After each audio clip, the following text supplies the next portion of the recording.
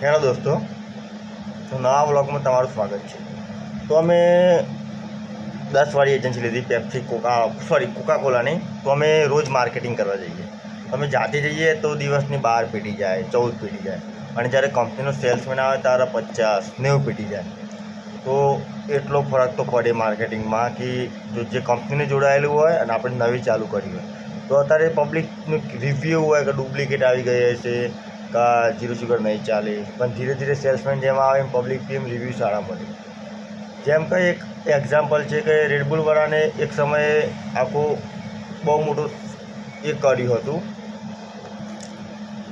રેડબુલવાળાએ જે માર્કેટિંગ કર્યું એ જે અમેરિકામાં જે ટાઈમ ફૂટબોલની મેચ ચાલતી હતી, આ અમને કોકાકોલાના જે સાહેબી હતી એ લોકોએ અમને જાણ કરી હતી કે અમેરિકામાં મેચ રમાતી હતી. તો રેડબુલવાળાએ એ ટાઈપનું માર્કેટ કર્યું. એને કરીશું કે જેમ કે મેચ રમાતી હતી ફૂટબોલની, પબ્લિક બધી અંદર બેઠી હતી.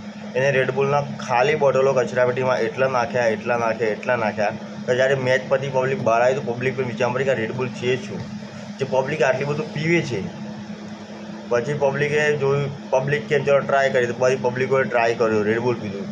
ત્યાંથી તેનું માર્કેટ લેવલ અપ થયું.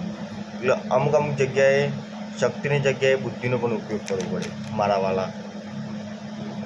બરાબર? તો જીવનમાં આગળ વધવું હોય તો સ્ટ્રગલ કરતા રહો, મહેનત કરતા રહો, એકના એક દિવસ સારું પરિણામ મળશે. જય માતાજી. વિડીયો સારો લાગે તો લાઈક, શેર, સબસ્ક્રાઈબર કરી દેજો.